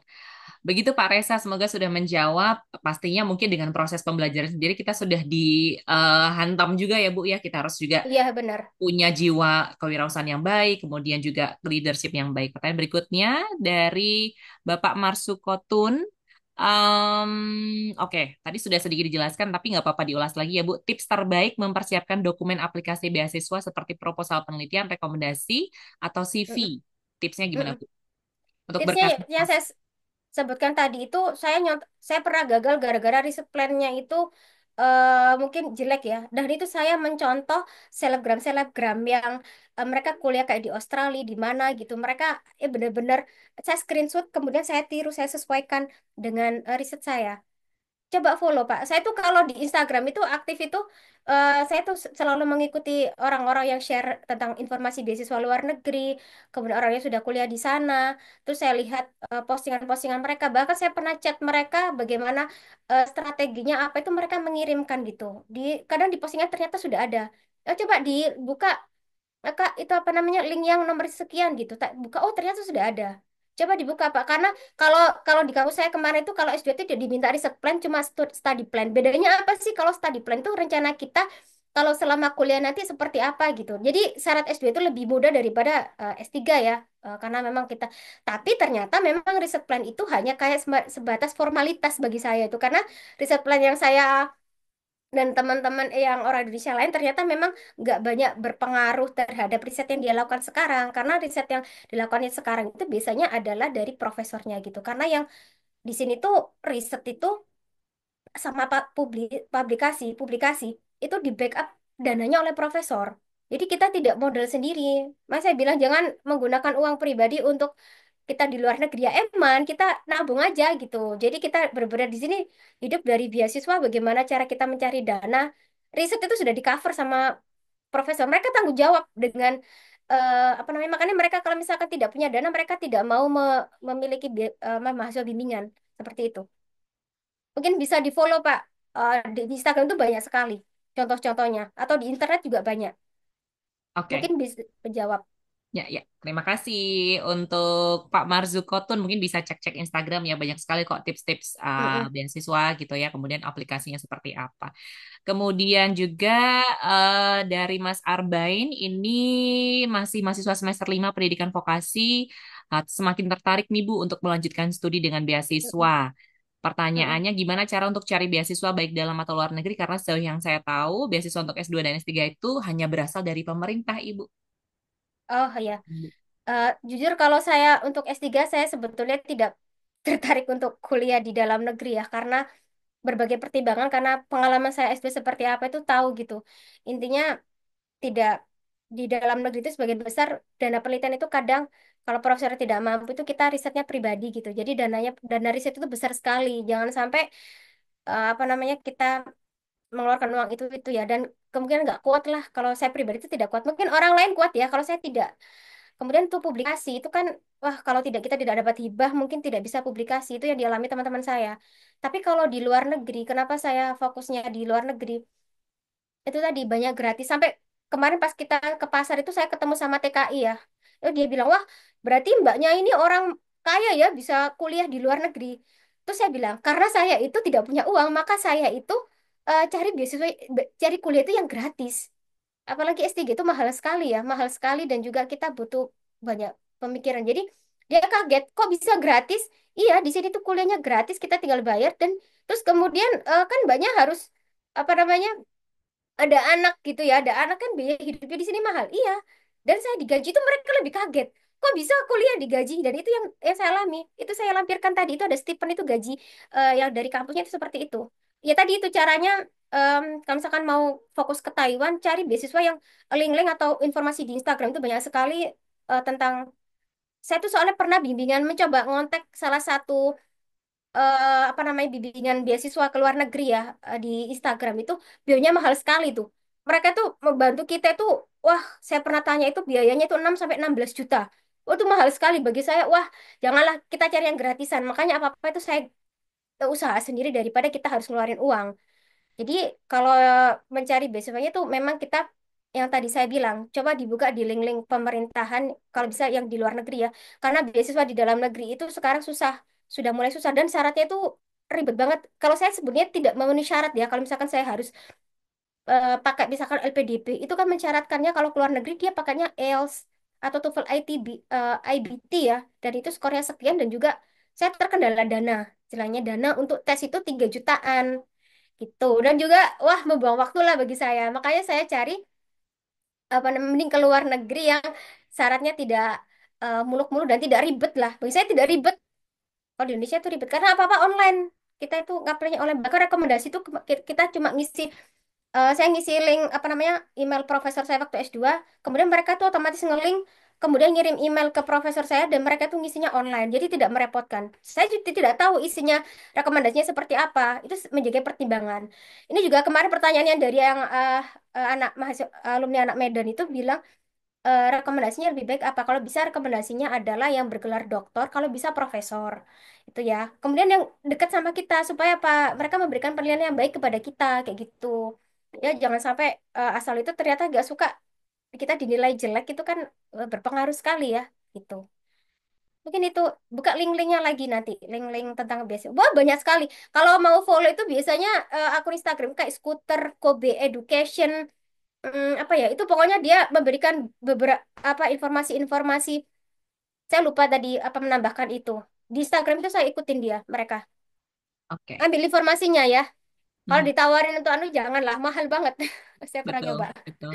Ternyata ada solusi yang terbaik Bu Zakia ya daripada kita ikut apa namanya ya bukan kita underestimate beasiswa pemerintah tapi Mm-mm. juga mengingat kemampuan kita sendiri ketika ada solusi yang Iya. terbaik, termudah, termurah juga kenapa kita nggak ambil Mm-mm. ya.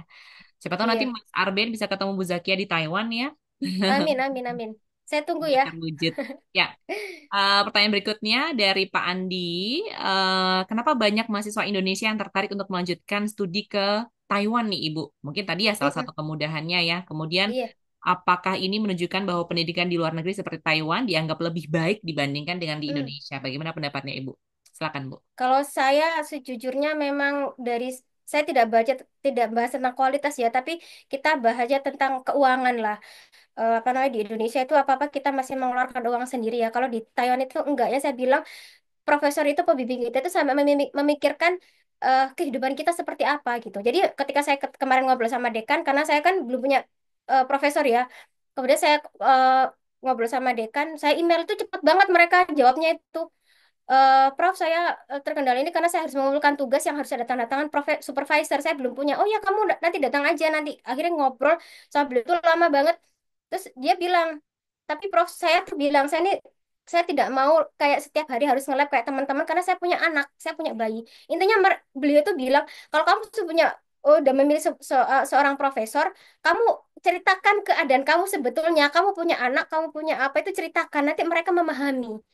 Bahkan kayak kalau suami saya itu profesor tahu dari awal dia udah ada istri tuh sampai profesor tuh mikirin kamu gimana nanti anakmu makanya dikasih beasiswa tambahan dari profesor kemudian dia itu sampai memikirkan nanti supaya kamu nggak ngelab di kampus kamu bisa ngelab di rumah aja biar kamu sambil menjaga anakmu itu yang membuat kita itu wow gitu ya GR gitu ya oh segitunya ya Pak terus apa dia memikirkan gitu terus nanti apa-apa mereka eh, kayak siap backing dana. Bahkan kemarin mungkin saya sempat share itu suami saya kemarin baru aja field trip ya 3 hari itu mm, eh, nginepnya di hotel semuanya akomodasi itu gratis semua itu.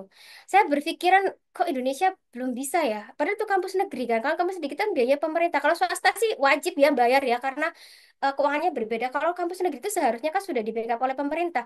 Di Taiwan itu bisa dilaksanakan seperti itu gratis itu apa-apa itu gratis kita itu cuma disuruh belajar sama disuruh riset sesuai kemampuan kita terus mereka itu welcome saya itu ketika kemarin itu menjelang berakhir setelah UAS itu profesor saya itu bilang profesor yang ngajar itu bilang meskipun kalian bukan pembimbing saya bimbingan saya kalau kalian mau bimbingan tentang penulis jurnal atau kalian butuh beasiswa kalian bisa mengkontak saya bilang begitu itu wah mereka sampai menawar-nawarkan beasiswa loh kayak mereka bisa bikin tapi apa namanya saya mikir kan saya tidak membandingkan tentang kualitas ya kalau kualitas bisa dilihat dari ranking uh, QS World-nya ya dan kampus yang saya sekarang itu masuk QS World-nya itu masih sekitar 400 tingkat dunia jadi di Taiwan yang terbaik itu peringkatnya 60 kalau kampus saya di Taiwan itu peringkatnya ke sekitar ke-6 masih ke-6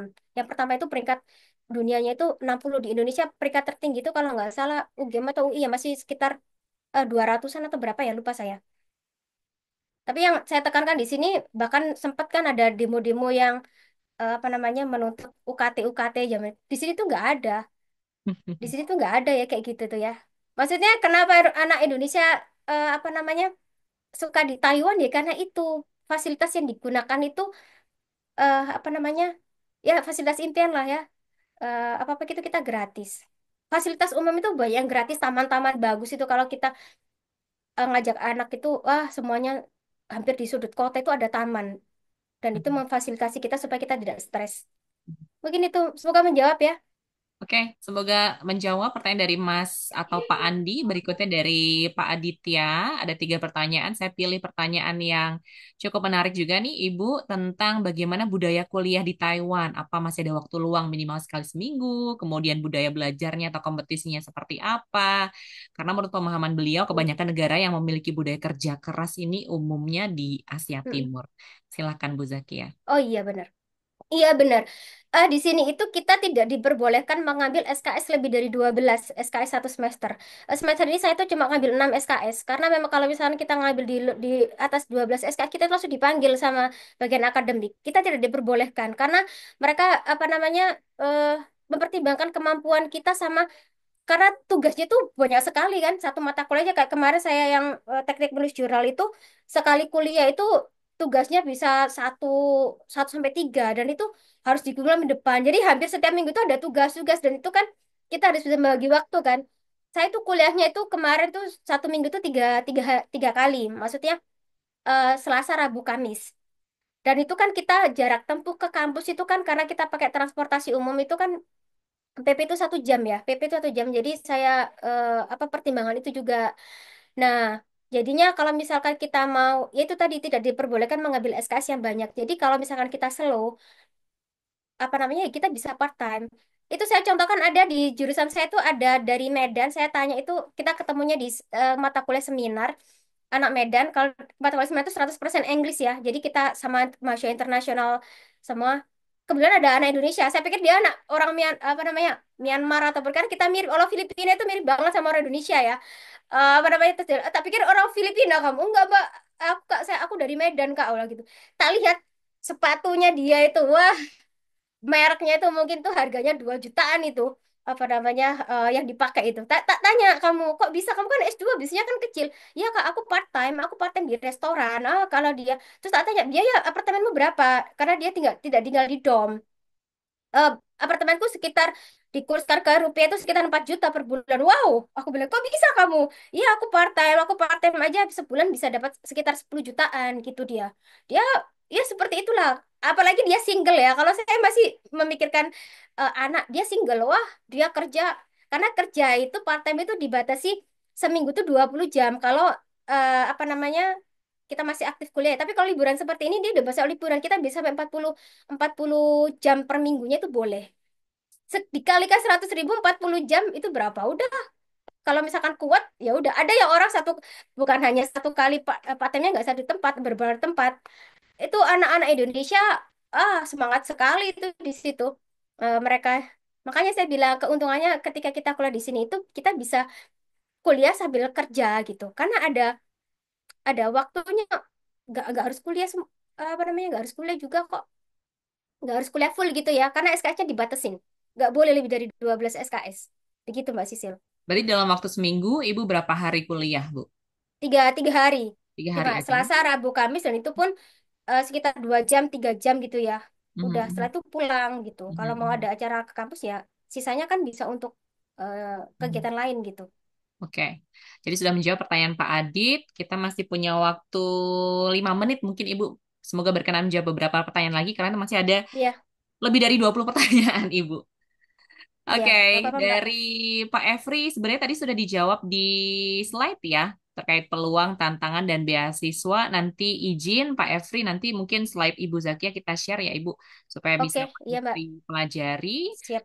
Kemudian pertanyaan dari Pak Agus, kenapa Taiwan dianggap sebagai salah satu negara teraman di Asia? Tadi Ibu sudah sampaikan juga di presentasi Mm-mm, ternyata nggak ada mm-mm. kejahatan seperti itu. Kenapa Bu? Iya.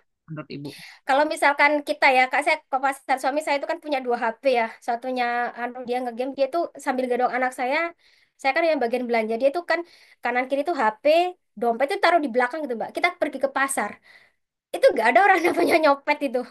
Karena kalau di Indonesia itu kita udah tali, kita ada rantainya aja hilang gitu. Itu nggak ada, Mbak. Terus saya tuh pernah suatu hari itu saking ramenya pasar tuh saya belanja itu ikan dan sebagainya itu saya apa namanya, belanjaan saya tuh ketinggalan.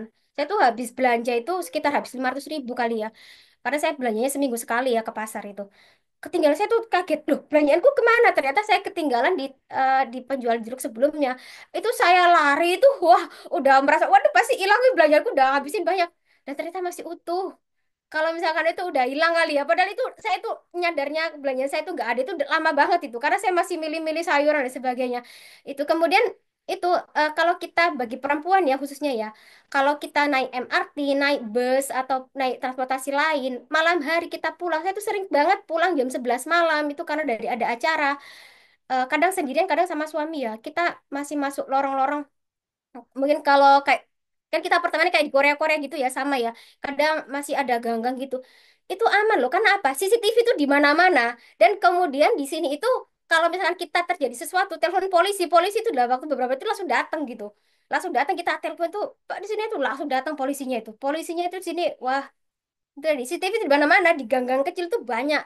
Bahkan saya pernah sama, habis pulang tahlilan itu sama anak tetangga itu naik U-Bike menyeberangi Riverside itu sampai setengah 12 malam. Setengah 12 malam itu ya aman aja. Kita apa namanya, taruh U-Bike, kita jalan kaki lagi sekitar 250 meter, kita jalan, udah sepi jalan itu.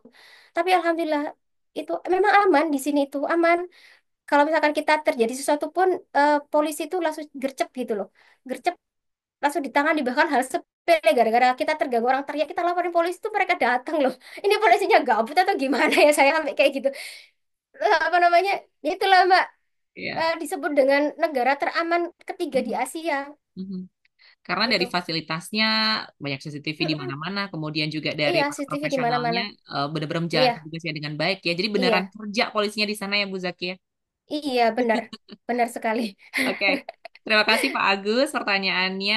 Pak Adit, mohon maaf tadi sudah mengajukan pertanyaan. Kemudian Pak Ahmad Subhan, bagaimana sistem beasiswa di Taiwan memungkinkan mahasiswa internasional untuk tetap melanjutkan studi tanpa batasan usia? Tadi sudah dijelaskan sebetulnya sampai Mm-mm, 50 tahun pun sudah ada. mm-mm. Kemudian Iya, memang sistemnya seperti itu, Bu ya. Dan iya tidak ada syarat. Mm-mm. pekerjaan part time-nya apa saja banyak sekali sepertinya, Bu ya. Di Oh, restoran. part-time-nya tuh banyak kayak di Mhm. restoran, di warung, atau kita apa namanya? Di sini tuh juga banyak orang Indonesia yang sudah stay lama di Taiwan ya. Banyak kan orang-orang Kalimantan. Eh, mereka lupa bahasa bahasa Indonesia tuh mereka lupa. Kadang tanya gitu. Apa Oh, namanya? yang Ibu Saya tanya. upload di Instagram ya, Bu ya, atau di "Mm-mm, WA itu ya, waktu itu. iya, tapi mereka sampai Mhm. ada suatu hari itu terkendala itu lucu kadang-kadang ada suatu hari itu si eh, orang Indonesia itu nge-share gitu kan, ngajak kita. Ini nanti ada les Mandarin gitu gratis di Mhm. apartemen sebelah gitu. Apartemennya deket apartemen saya itu apartemen mewah-mewah, Mbak. Itu yang sering Mhm. sekali buang spring bed, buang saya itu sampai Wow. pernah mulung kipas angin masih baru itu. Saya tuh tukang wah mulungin baju-baju bermerek sepatu sepatu Nike itu dibuang Ya di dekat bukan dibuang ampun. ya itu banyak mbak di sini tuh sampai oh kata sampai wah ini kita kulakan aja ya itu sepatu Nike New Balance itu banyak sekali terus ada free market itu saya kemarin Wow. free market aja dapat blender dapat Wow. magicom itu kita gratis loh di sini tuh orangnya dermawan itu shock Mhm. banget Mhm, mhm. eh tadi tentang apa mbak sampai lupa. Part time, pekerjaan part time apa Oh, saja? part time. Ada kebanyakan di sini orang Indonesia yang udah lama itu mereka punya usaha kan. Nah, kita Hmm. bisa bantu mereka. Mereka biasanya apa namanya cari orang Indonesia juga gitu. Karena kalau misalkan kita kerja part time kayak di restoran, kadang mensyaratkan kita minimal sudah bisa Mandarin meskipun basic. Minimal kan kita tahu kan dia pesan apa gitu kita kalau nggak apa plongo gitu apa namanya bingung juga kan nah di sini banyak kok orang Indonesia yang mencari banyak orang Indonesia yang sukses jadi pengusaha di sini bahkan kemarin tuh mereka sempat bagiin nasi kuning itu sekitar 100 atau 200 eh, bungkus ya untuk dibagi-bagikan ke PM-nya datang orang-orang Indonesia orang-orang PM yang kangen dengan masakan Indonesia kayak gitu. Bahkan kita itu sempat karena terkendala bahasa lucunya itu kita kira itu adalah les Mandarin gratis. Ternyata waktu kita tuh disambut baik banget datang itu kan saya bawa anak suami sama tetangga-tetangga itu datang. Ternyata ketika karena mereka nggak bisa bahasa Inggris gitu, akhirnya mereka pakai Google Translate kan. Dia Oke. bilangnya selamat datang di komunitas Alkitab Buddha kaget gitu. Ternyata kita itu ya Allah kita ketawa kepikir-pikir jadi ini istilahnya mereka itu mengaji kita kita pikir belajar Mandarin itu terkadang tapi kita Oh. ketawa-ketawa gitu. Tapi mereka dan lucunya bagi yang berkeluarga, di sini ada tetangga saya itu kan suami istri kuliah ya S3 gitu. Anaknya bawa anak dua SD kelas 3 sama kelas 5. Orang Indonesia kuliah tuh banyak banget yang bawa keluarga di sini. Jadi Mhm. bukan hanya saya aja ya. Dan ketika di sini tuh SD-nya tuh gratis. Bahkan mereka itu dapat makan sama kadang setiap hari apa itu dapat susu gratis mereka. Setiap orang dikasih. Kemudian sekolah itu gratis, fasilitasnya bagus banget. Bahkan ada kemarin yang dosen Surabaya itu bawa dia sendiri kuliah suaminya istrinya nggak kuliah bawa 3 anak bawa ada satu bayi dia tanya-tanya ke saya bagaimana mendaftar anaknya untuk sekolah SD saya tanya ke tetangga yang pengalaman akhirnya dia daftarkan karena tahu apa namanya kita itu pendapatannya hanya di beasiswa kita udah digolongkan keluarga miskin mohon maaf ya jadi keluarga miskin gitu. Jadi anaknya itu sekolah gratis seragam apapun bahkan malah dikasih uang dikasih subsidi dan mereka anaknya itu setiap hari dikasih susu sama roti gratis nggak kayak ngambil di Indomaret kayak gitu jadi gratis itu jadi Wow. bahkan kalau misalkan les kalau tetangga saya ini ada anaknya les kan les itu dijemput sama gurunya kita tuh lesnya itu nggak bayar malah anaknya SD itu dijemput, kita dibantu cara ngerjakan PR, apa-apa belajar Mandarin yang anak SD itu ya. Kemudian ketika itu dikasih makan. Karena tahu orang Indonesia, oh ya Muslim gitu, dia dianukan apa makanan yang halal gitu. Mereka sangat aware sama orang-orang yang tahu mereka kalau kita itu Muslim gitu loh. Jadi tahu kan seperti itu. Dia sediakan, oh ya nopok kayak gitu. Tanpa babi, kalau memang misalkan mereka mau babi ya, ya otomatis ya ada juga gitu kan. Kemudian mereka masih dikasih uang gitu. Lesnya itu malah nggak bayar, malah dikasih uang gitu. Itu yang buat saya shock banget ya. Kok bisa ya? Kok bisa ya uangnya? Kok bisa ya? Makanya terus orang anak Taiwan tuh memang pintar-pintar ya. Mereka tuh kalau sekolah dari kayak yang SD itu sampai SMA itu kalau pulang itu dari pagi sampai menjelang maghrib mereka baru pulang. Sekolah aja mereka itu. Mhm. Begitu. Oke, Semangat belajar juga tinggi. oke. Part-time-nya banyak ya. Part-time-nya Mm-mm. banyak sekali. Silahkan mungkin Mm-mm. nanti ketika di sana bisa tanya-tanya warga Mm-mm. yang memang sudah lama di situ, warga Indonesia yang sudah di situ, Iya. gitu ya. Kemudian Oh ya, juga orang Indonesia share kok. Mm-mm. mhm. Oke, Ibu kita dibatasi oleh waktu sudah pukul 10:59, masih ada banyak pertanyaan. Mungkin lain waktu kita bisa buka webinar lagi, Ibu ya. Pak Rahmat ada pertanyaan, nggak ada batasan umur, Pak? Ya, karena tadi beliau tanya Nggak ada. untuk batasan umur berapa? Nggak ada batasan umur Bapak. Jadi Pak Rahmat bisa lanjut S2 atau S3 ke sana. Kemudian Pak Vicky sudah ada juga di materi, nanti bisa izin untuk mengulas di materi Ibu Nurul ya, Bapak. Kemudian Pak Variansyah, masalah ijazah luar negeri yang didapat apakah langsung bisa diakui di negara kita atau harus melalui uji penyesuaian dulu oleh pemerintah RI? Mungkin itu pertanyaan terakhir Ibu. Untuk ijazah luar negeri, Gimana, Mbak? ijazah Mm-mm. luar negeri yang didapat apakah bisa langsung diakui di negara kita atau harus melalui uji penyesuaian dulu oleh pemerintah RI? Biasanya kira nanti ada apa namanya? Apa ya istilahnya ya? Kayak penyetaraan gitu, Mbak. Itu sudah peraturan di Hmm. Indonesia. Jadi, Mhm. tapi kalau misalkan biasanya kebanyakan ya kalau alumni-alumni yang orang Indonesia yang biasanya S2 di sini itu mereka kan sudah punya ijazah Taiwan ya. Mereka malah apa namanya mikirnya mau punya kerjanya di Taiwan karena gajinya di sini itu UMR-nya untuk pekerja pekerja kasar itu kan UMR standar kan 13 juta kan Mbak di sini. UMR-nya segitu.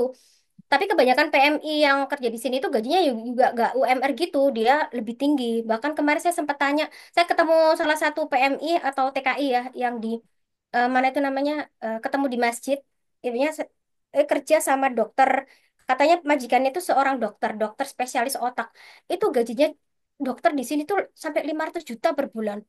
Wah, saya tuh, wah, buset itu pantesan aku sampai itu gimana, Mbak? Gaji dia itu momong anak aja, momong anak itu gajinya 20-an juta dia. Dia bilang, Mhm. Mhm. dia bilang 20-an juta gitu. Jadi ya itu se apa namanya? Banyak kan yang sudah S2 di sini malah berpikirnya kan saya pernah ketemu anak-anak Kalimantan yang karena mereka itu Chinese juga kan. Jadi saya nggak bisa membedakan. Taunya mereka bahasa Indonesia, akhirnya saya sapa. Lo kan orang Indonesia? Oh iya kak, kak orang Indonesia. Iya, akhirnya tanya, kenapa kalau kuliah di sini? Oh kakak saya kuliah di sini kak, karena setelah lulus, wah gajinya gede di sini. Sekitar 20 jutaan lah kalau misalkan standar ijazah Taiwan, kalau kerja di Taiwan. Gitu mbak. Kalau Oke. bisa memang bisa Mandarin. Oke. Mereka biasanya apliknya Mandarin. Mhm. Mhm. Oke. Jadi melalui penyetaraan dulu nanti ya Bu ya, tapi kebanyakan nggak Iya mau balik ke penyetaraan ada. Indonesia. Kebanyakan tetap Iya mau di kebanyakan. Taiwan ya. Oke, Mm-mm. Bu Nurul Zakia, terima kasih banyak presentasinya, sharingnya, waktunya. Sama-sama. Pasti sibuk sekali Sama-sama. belajar, kemudian mengurus anak. Terima kasih banyak. Ternyata kita sudah dibatasi oleh waktu ya Ibu ya, sudah pukul 11:01. Terima kasih banyak sekali. Juga Bapak Ibu yang sudah memberikan pertanyaan, juga sudah bergabung di webinar kali ini. Bu Ani, terima kasih banyak. Bu Zakia ada Bu Ani. Halo Bu Ani. Halo, Halo ini ada. Nggih, selamat siang. Selamat siang. Ada teman saya Nggih, ini juga dari. sukses. Ini ada teman saya Wandri dari Medan ini. Ini saya Wah, coba ajak ini. halo Pak Halo Wandri. Wandri, terima kasih Mm-mm. banyak sudah bergabung di webinar kali ini yang kita terpisahkan Halo. dari Jogja, kemudian Taiwan bisa ketemu di sini ya. Pak Wandri, sehat Iya. selalu Bapak. Terima kasih. Terima kasih sudah bergabung. Dan Ibu Zakia, mohon berkenan untuk memilih dua penanya beruntung untuk mendapatkan imani dari Akron University. Boleh randomly saja dipilih. Boleh mungkin tadi yang Oke. sudah bertanya sama yang belum bertanya digabung. Silahkan memilih dua penanya. Ibu bisa, Seingatnya aja ya Mbak ya. boleh, Tadi boleh. saya seingatnya itu namanya Pak Adit Pak sama Pak Aditya. Andi mungkin ya. Pak Pak Aditya Aditya sama Pak dengan Pak Andi. Pak Pak Andi seingat saya. Pak Andi kalau nggak salah. Apa ya nama? Sepertinya kalau tadi Pak Andi nggak ada, adanya Pak Adit sama Pak Agus mungkin ya. Oh iya itu kali Mbak. Oke. Oh iya. Ya, Heeh. Pak Aditya Ya, dan Pak Agus Masruri. Ya, selamat mendapatkan oke. imani dari Aprin University. Nanti mohon berkenan untuk mengisi link presensi yang sudah kami bagikan di kolom Oh, itu komen. ada Mbak, Pak Andi, Mbak. Itu, Oh, ada ya Pak Andi. betul, Pak Andi. Oh, Ada. oh iya Pak Andi Diskes. Stikes. Mohon maaf Pak Andi. Ternyata. Oke, jadi Pak Ya, Andi, gimana? Pak Agus Pak gak Andi jadi. sama Pak Adit, Pak Aditya. Pak Andi dan Pak Oke, Aditya. Terima kasih banyak oke. ya. Nanti mohon berkenan mengisi link presensi nanti kami hubungi atau bisa kontak kontak person kami yang ada di grup webinar ya. Sekali lagi terima kasih banyak Ibu Nurul Zaki dan juga Bapak Ibu yang sudah bergabung Sama-sama. kali ini. Kita abadikan Ya, momen bersama dulu. Mungkin Ibu berkenan untuk berfoto bersama menyalakan kameranya. Bapak Ibu kita ambil. iya. Terima kasih Ibu Nimade sudah bergabung. Ibu Hartiti selalu bergabung di webinar. Adek juga bergabung, Ibu. Kita foto dulu ya, Bapak Ibu. Kita ambil dua slide. Foto pertama, 3, 2, 1. Oke, slide kedua, 3, 2, 1.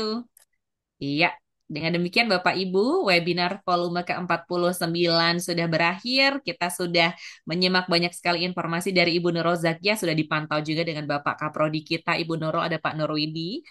Iya, Pak Nur. Terima kasih, Pak Nur. Sama Ibu.